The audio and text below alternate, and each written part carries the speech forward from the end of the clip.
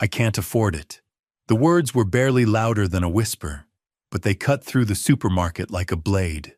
The young mother stood at the checkout, cheeks burning, holding a carton of milk in trembling hands. Her daughter clutched her leg, eyes fixed on the bottle, lips dry. The cashier sighed, already reaching to take it back. "I'm sorry," the woman said again, forcing a smile she didn't feel. "I'll put it back." That's when someone behind her spoke. "Don't." The entire line froze. The man's voice was calm, low, heavy with authority. A suit worth more than the store itself. Eyes that had seen fear bend before them. The Mafia boss had watched everything. The milk, the little girl, the way the mother turned away so her daughter wouldn't see the tears. He stepped forward slowly, and in that moment, no one in that store knew why this powerful man, a man who owned half the city, was staring at a single carton of milk like it mattered more than money ever had. Stay with me until the end, because what he does next for that mother and child will silence the entire room and change 3 lives forever. Before we begin, don't forget to like this video, hit subscribe, and comment where you're watching from. Now, let's get into it. The fluorescent lights hummed overhead, casting harsh shadows across the rows of cereal boxes and canned goods. It was just past 9 in the evening at Murphy's Corner Market, the kind of neighborhood store where every face was familiar and every story was known. The automatic doors wheezed open and closed with mechanical precision, letting in the cool October air that carried the scent of rain and fallen leaves. Maria Santos pushed her cart through the narrow aisles, her 4-year-old daughter Sophia walking beside her with careful steps. The little girl's shoes squeaked against the linoleum floor, worn thin from countless trips to this same store.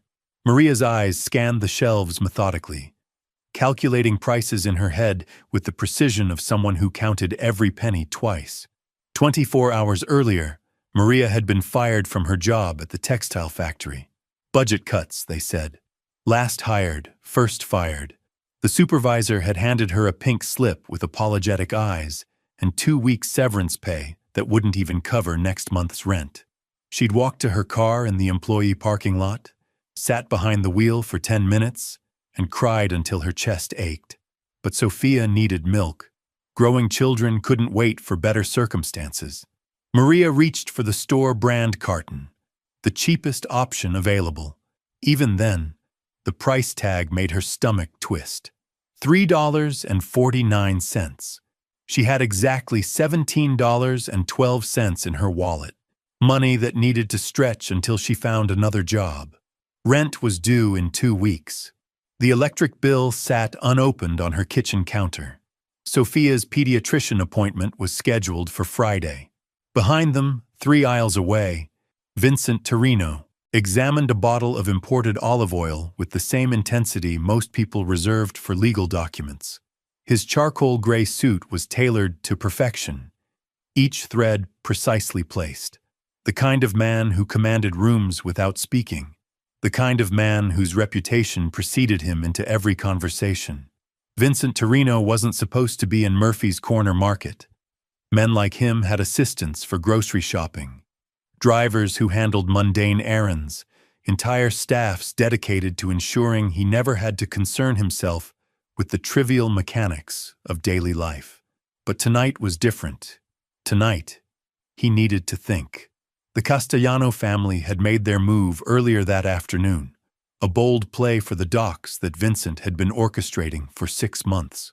3 phone calls and a carefully worded message had dismantled what should have been a straightforward negotiation. Now Vincent needed to recalibrate.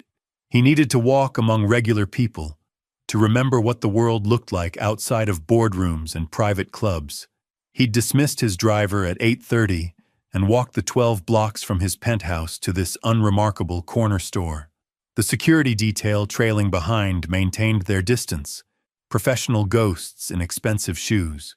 Vincent picked up a jar of marinara sauce, not because he needed it, but because the motion gave him something to do with his hands, while his mind worked through possibilities. He'd built his empire by reading people, by understanding their motivations before they understood them themselves. Every gesture mattered. Every word carried weight. As he moved through the store, Vincent became aware of the other customers. A teenager buying energy drinks and candy. An elderly man selecting frozen dinners for one. A young woman with a small child, moving with the careful deliberation of someone operating on a strict budget. Something about the woman caught his attention. Perhaps it was the way she paused before each selection, her lips moving silently as she calculated costs. Perhaps it was how her daughter stayed close, understanding instinctively that this wasn't a trip for wants, only for absolute needs.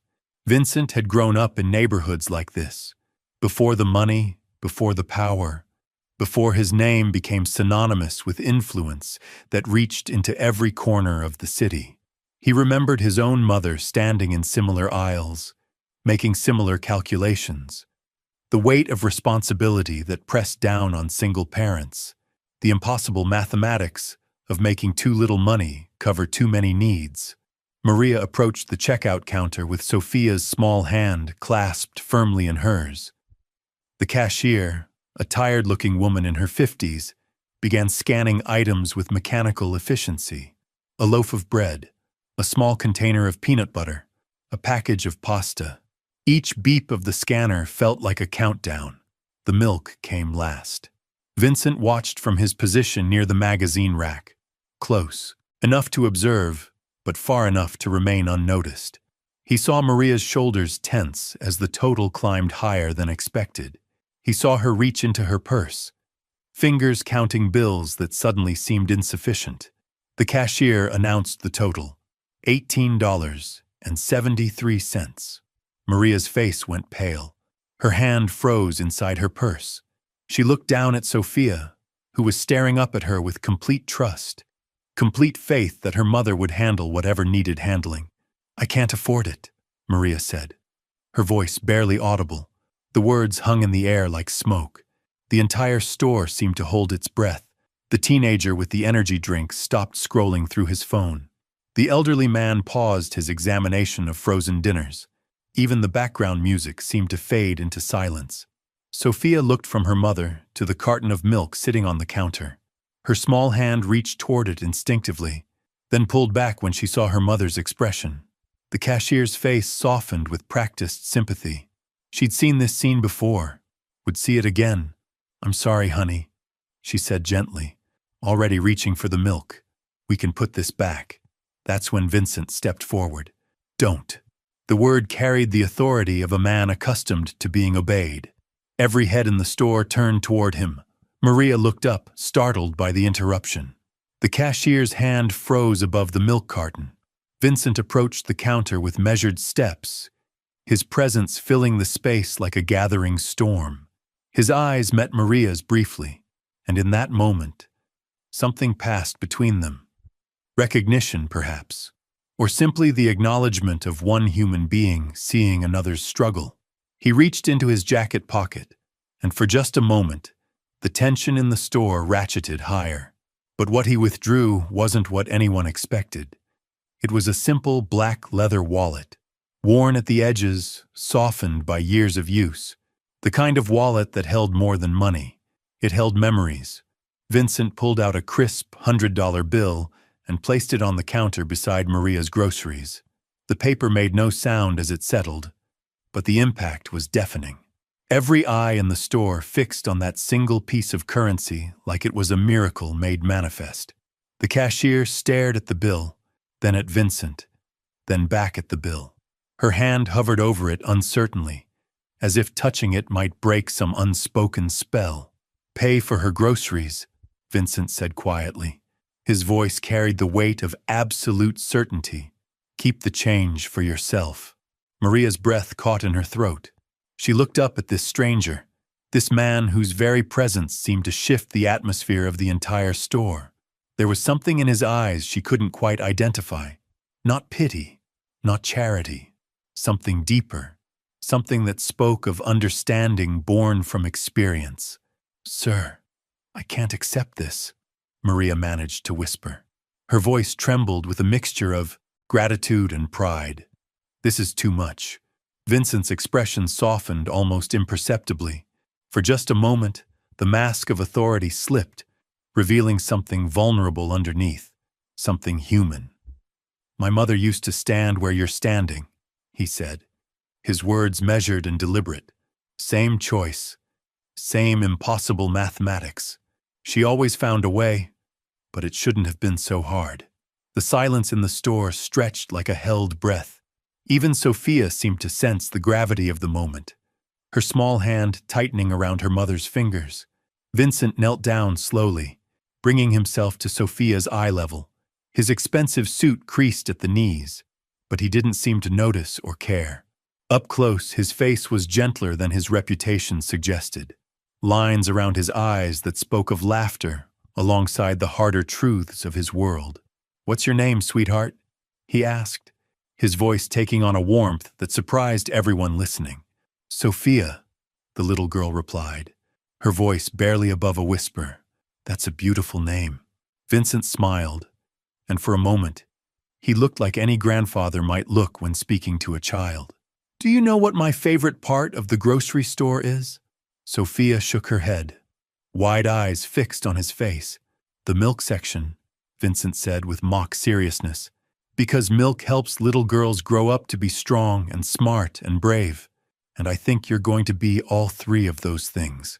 Sophia giggled, the sound breaking through the tension like sunlight through clouds. Even Maria found herself smiling despite the tears gathering in her eyes. Vincent stood slowly, his attention returning to Maria. His expression grew more serious, but not unkind. "Listen to me carefully," he said, his voice low enough that only she could hear. "Tomorrow morning, go to Delacroix Construction on 5th Street. Ask for Tony Ricci. Tell him Vincent sent you. They need someone for their office, handling schedules and invoices. The pay is fair. The hours work with a school schedule." Maria stared at him in disbelief. "You don't even know me," she said. "Why would you do this?" Vincent was quiet for a long moment, his gaze distant. When he spoke again, his voice carried the weight of old memories. "Because 30 years ago, my mother stood in a store just like this one, and nobody helped her. She worked 3 jobs to keep us fed, slept 4 hours a night, and never once complained. She deserved better than that struggle." He paused, looking down at Sophia, who was now clutching the milk carton like a treasure. "Every child deserves to see their parents smile instead of worry," Vincent continued. "Every mother deserves to sleep at night knowing tomorrow is taken care of." The cashier had been listening with tears in her own eyes. With shaking hands, she processed the payment, the register's mechanical sounds seeming almost sacred in the silence. She handed Maria the receipt and the change, a small fortune in bills and coins. "Thank you," Maria whispered, the words inadequate for the magnitude of what had just occurred. "I don't know how to repay this kindness." Vincent shook his head. "You don't repay kindness. You pass it forward. Someday, when you're in a position to help someone else, you remember this moment. You remember that small gestures can change everything." As Maria gathered her groceries, Sophia tugged on Vincent's sleeve. He looked down at her expectantly. "Are you an angel?" Sophia asked with the innocent directness that only children possess. Vincent laughed, a rich sound that seemed to surprise him as much as anyone else. "No, sweetheart. I'm just a man who remembers what it feels like to need help." The other customers in the store had been watching this entire exchange with fascination. The teenager with the energy drinks was recording on his phone, tears streaming down his face. The elderly man was openly weeping, remembering his own struggles from decades past. As Maria and Sophia prepared to leave, Vincent called out one more time, "Maria." She turned back, Sophia's hand in hers. "The job interview is at 9 tomorrow morning. Don't be late. And Maria, wear something that makes you feel confident. You've got this." Maria nodded, unable to speak past the emotion clogging her throat. She guided Sophia toward the exit, both of them moving like people in a dream. As the automatic doors closed behind them, Vincent remained at the counter. The cashier was still staring at him with something approaching reverence. "That was the most beautiful thing I've ever seen," she said softly. Vincent picked up his bottle of olive oil, the original reason for his presence in this unremarkable store. "No," he replied, watching through the window as Maria buckled Sophia into an old car in the parking lot. "The beautiful thing will be watching that little girl grow up knowing her mother never had to choose between dignity and necessity again." He walked toward the exit, leaving behind a store full of people who would remember this night for the rest of their lives. Each of them had witnessed something extraordinary. Not just generosity, but the kind of human connection that reminded everyone present why kindness mattered. Vincent's security detail fell into step behind him as he emerged into the cool October air. The city stretched out before him, millions of lights representing millions of lives, millions of stories, millions of struggles just like Maria's. For the first time in months, Vincent Torino felt something he'd almost forgotten how to feel. He felt hope. Hope. But Vincent's story was far from over. As his black sedan pulled away from Murphy's Corner Market, something fundamental had shifted inside him. The man who controlled shipping routes and construction contracts, who decided the fate of businesses with a single phone call, couldn't stop thinking about a 4-year-old girl asking if he was an angel. 3 blocks from his penthouse, Vincent made a decision that would have surprised anyone who knew him. He pulled out his phone and dialed a number he hadn't called in years. "Marcus," he said when the line connected. "It's Vincent. I need you to do something for me." Marcus Delacroix had been Vincent's childhood friend before their paths diverged into legitimate business and shadowy enterprises. They'd grown up on the same streets, shared the same struggles, but Marcus had chosen the straight path. Now he ran one of the city's most successful construction companies. "Jesus, Vinny," Marcus said, using the nickname only childhood friends were allowed. "It's been what, 2 years? You calling to finally take me up on that fishing trip?" "I need a job for someone," Vincent said directly. "A woman named Maria Santos, single mother, recently unemployed. She'll be there tomorrow morning at 9. There was a pause on the other end. Marcus knew Vincent well enough to understand that this wasn't a request. It was something deeper. "What's the story?" Marcus asked carefully. Vincent stared out the window at the city lights blurring past. How could he explain what had happened in that store? How could he describe the moment when Sophia's innocent question had cracked something open inside him? "She needed help," Vincent said simply. "Good people shouldn't have to choose between dignity and survival." "All right," Marcus replied without hesitation. "I'll take care of it. What kind of work? Office management, scheduling, invoices, phones, something stable, something that pays enough for a mother to sleep at night? Consider it done." "Vinny?" Marcus paused. "You okay? You sound different." Vincent considered the question as his driver navigated through downtown traffic. Was he okay? For the first time in years, he thought he might be. "I'm figuring that out," he said finally, and ended the call. Meanwhile, in her small apartment across town, Maria sat at her kitchen table staring at the handful of bills Vincent had left as change. $81.27. More money than she'd held at one time in months. Sophia was already asleep, the milk safely stored in their refrigerator, but Maria couldn't quiet her racing thoughts. She'd spent the drive home trying to process what had happened. The stranger's kindness felt too enormous to be real, too perfect to be anything but a dream. But the groceries sitting on her counter were proof. The business card for Delacroix Construction that Vincent had slipped her was real. The interview tomorrow was real. Maria had learned long ago that life rarely offered second chances without strings attached. Her ex-husband had taught her that lesson with brutal efficiency. When something seemed too good to be true, it usually was. But something about Vincent's eyes, the way he'd spoken to Sophia, the careful respect in his voice when he addressed her, felt genuine. She opened her laptop and searched for Delacroix Construction. The website showed a thriving company with dozens of projects across the city. Real work. Legitimate business. The kind of place where she could build something stable for herself and Sophia. As she researched, Maria found herself thinking about Vincent's words. You don't repay kindness, you pass it forward. The concept felt foreign to someone who'd spent years barely surviving, but it also felt like a promise, a way to transform tonight's miracle into something lasting. The next morning arrived gray and drizzly, October asserting itself with typical unpredictability. Maria dropped Sophia at her neighbor's apartment, kissing her daughter's forehead and promising to be back soon. She'd chosen her best dress, a navy blue piece she'd worn to job interviews before, and added her grandmother's pearl necklace for confidence.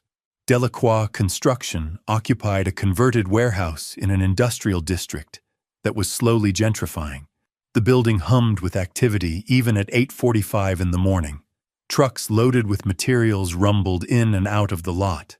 Workers in hard hats moved with purpose between stacks of lumber and concrete. Maria approached the main office, her heart hammering against her ribs.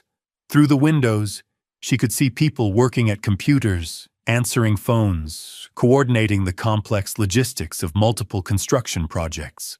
This was real work, real opportunity. The receptionist, a woman about Maria's age with kind eyes and a warm smile, looked up as she entered. Good morning, Maria said, fighting to keep her voice steady.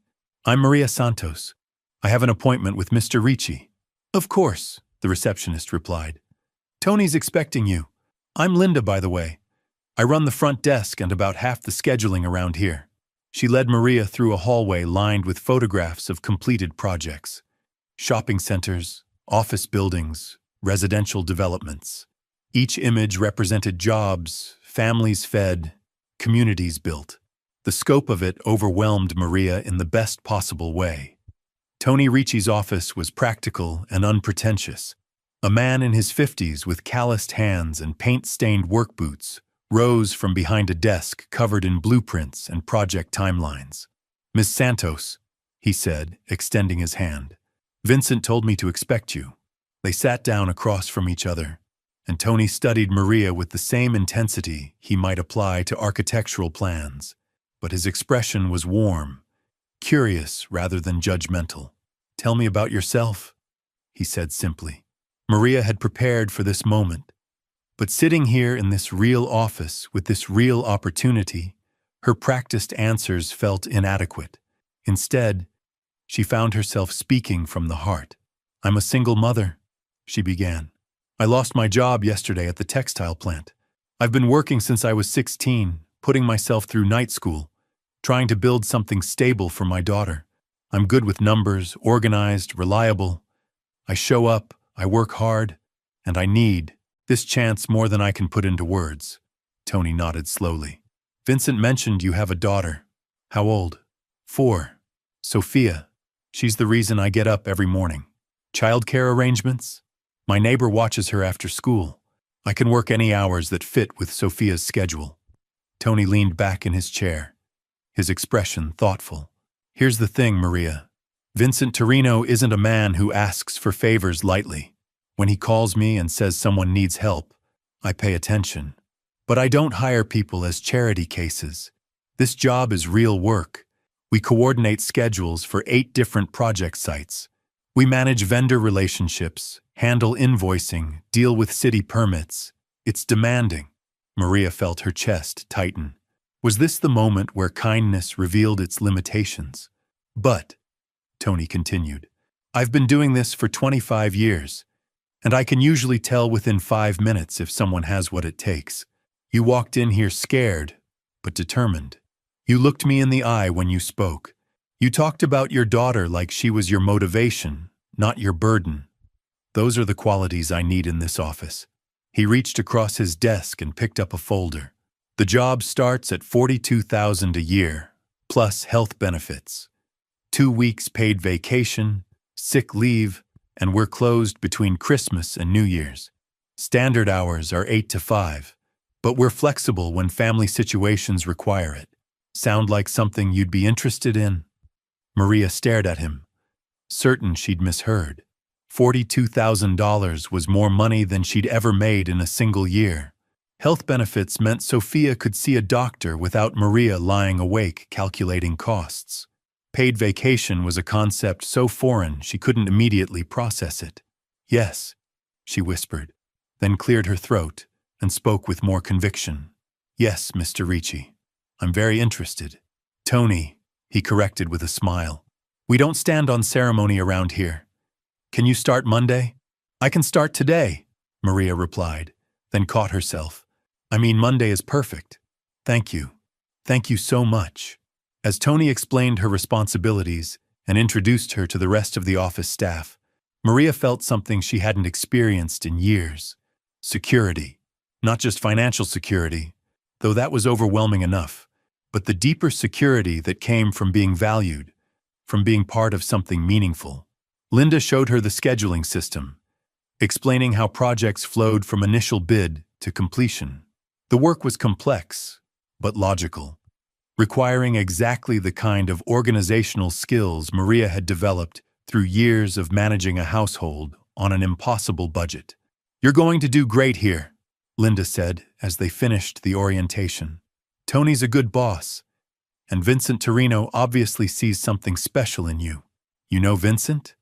Maria asked, surprised. "Everyone in construction knows Vincent," Linda replied carefully.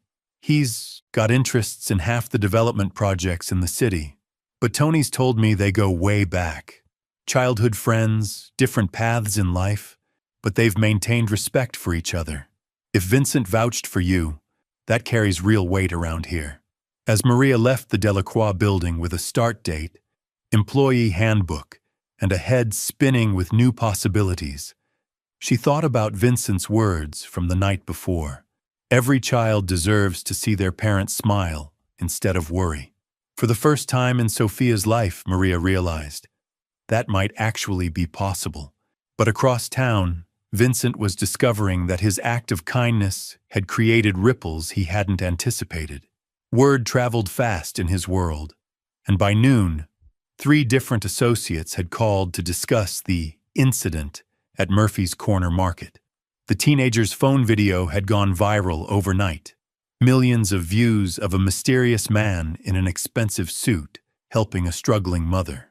The comments ranged from heartwarming to suspicious to wildly speculative about the man's identity.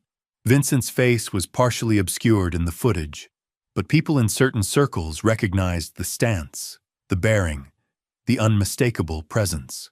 This kind of attention was the last thing a man in Vincent's position needed. Vincent's phone buzzed incessantly throughout the afternoon. Text messages from lieutenants, calls from business partners, even a concerned message from his lawyer. The video had reached the wrong eyes, and in his world, visibility was often a death sentence. "Boss," came the voice of Detective Ray Morrison, one of Vincent's longest-standing contacts in the police department. "We need to talk. That video's making rounds in places you don't want it making rounds." Vincent stood at the floor-to-ceiling windows of his penthouse office, watching the city sprawl beneath him like a living organism. Every building, every street, every corner had a story. Most of those stories involved him in some way. "How bad is it?" Vincent asked, though he already knew the answer. "Federal task force picked it up this morning. They've been building a case for 18 months, looking for any crack in your armor. Suddenly you're St. Vincent helping poor mothers? They smell publicity stunt. They smell weakness." And Vincent, Ray paused, choosing his words carefully. "They smell opportunity." The line went dead. Vincent set the phone down and walked to his safe, a massive steel vault hidden behind a false wall. Inside, among the documents and cash and items better left undescribed, sat a photograph. His mother, Elena Torino, at 26 years old, holding a grocery bag and smiling despite the exhaustion in her eyes. She'd been beautiful then, before the years of struggle wore her down, before working 3 jobs stole her youth, before the neighborhood changed and the good people moved away and the wolves moved in. Vincent had built his empire on a simple promise to that photograph. No one would ever make his family choose between dignity and survival again. But now that empire was under threat because of a moment of humanity in a grocery store. His phone rang again. This time, the caller ID made his blood run cold. Salvatore Castellano. "Vincent, my friend," came the oily voice through the speaker. "I saw the most interesting video today. Very heartwarming, very public."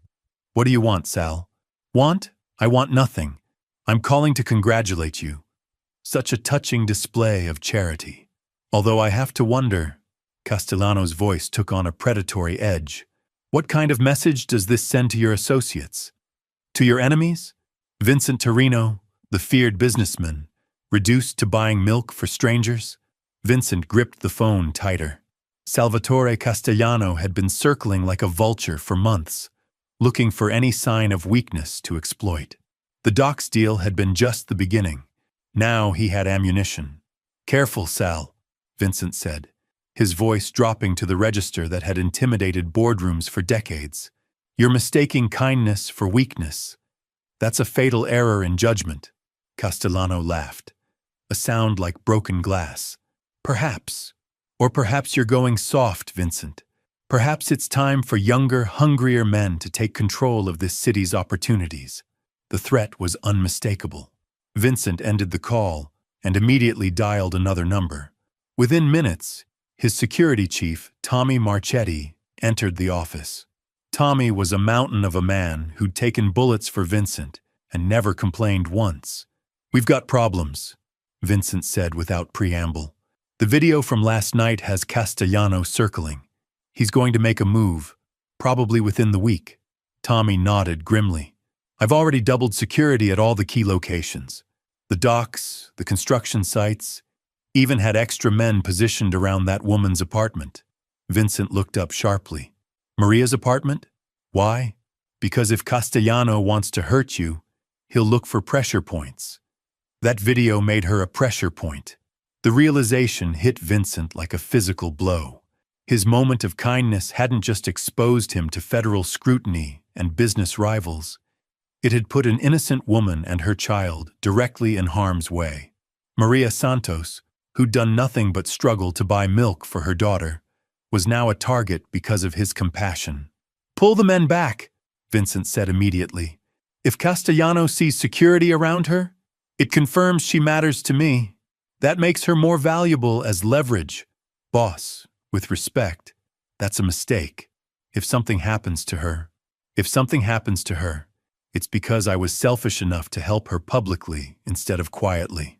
Vincent turned away from the window, his mind racing through possibilities. There's another way to handle this. 3 hours later, Vincent sat in the back of his sedan outside Maria's apartment building. It was a modest complex in a neighborhood that was safe but far from affluent. Children played on a small patch of grass while their parents watched from lawn chairs. Normal people living normal lives, unaware that their new neighbor had become a pawn in a dangerous game. Vincent had never felt more out of place. Maria emerged from the building at precisely 5:30, Sophia's hand clasped in hers. The little girl was chattering excitedly about something, her face animated with the pure joy that only children possess. Maria looked different than she had the night before. The desperate edge was gone, replaced by something Vincent recognized as hope. He rolled down the window as they approached the sidewalk. "Maria." She turned, startled to see him again. Vincent stepped out of the car, his presence immediately drawing curious glances from the other residents. But for once, he didn't care about appearances or the careful distance he usually maintained. "I need to tell you something," he said quietly, approaching Maria and Sophia. "That job at Delacroix Construction, take it. But more than that, I need you to understand what happened last night changed everything." Maria studied his face, seeing something vulnerable beneath the composed exterior. "Changed everything, how?" Vincent knelt down to Sophia's level one more time. The little girl beamed at him with innocent recognition. "Remember what I told you about being strong and smart and brave?" Sophia nodded enthusiastically. "Well, your mama is all three of those things.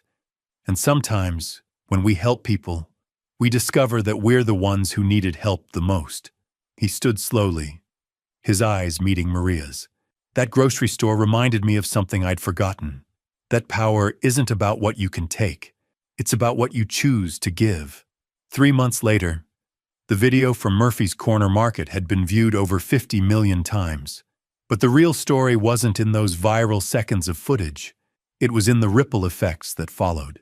Maria had thrived at Delacroix Construction, her natural organizational skills earning her a promotion within weeks. Sophia started preschool at a program that Vincent quietly funded, not just for her, but for dozens of other children in similar circumstances. The federal investigation had indeed intensified, but something unexpected happened. Other videos began surfacing. Security cameras from construction sites showing Vincent ensuring worker safety. Testimonies from small business owners whose loans had been mysteriously approved after Vincent's involvement. A pattern emerged of a man who used his influence not just for profit, but for protection. Even Salvatore Castellano had miscalculated. His attempted power grab collapsed when key allies refused to move against a man who'd become, almost overnight, a folk hero. The city's most feared businessman had revealed himself to be something more complex, something human. And sometimes, late at night, Vincent would drive past Murphy's Corner Market. The store looked exactly the same, but everything had changed. That moment at the checkout had taught him the most important lesson of his life. True power wasn't measured in fear or control. It was measured in the courage to see someone struggle and choose to help, even when no one was watching. Because in the end, we're all just people trying to afford what matters most. And sometimes, the greatest gift we can give isn't money or opportunity. It's the reminder that we're not alone in this world, that someone sees us, that someone cares. That simple act of kindness had rippled outward, touching lives in ways Vincent could never have imagined. And it all started with 3 words that changed everything. I can't afford it. Sometimes the most powerful thing you can do is simply say, "Don't worry, I've got this."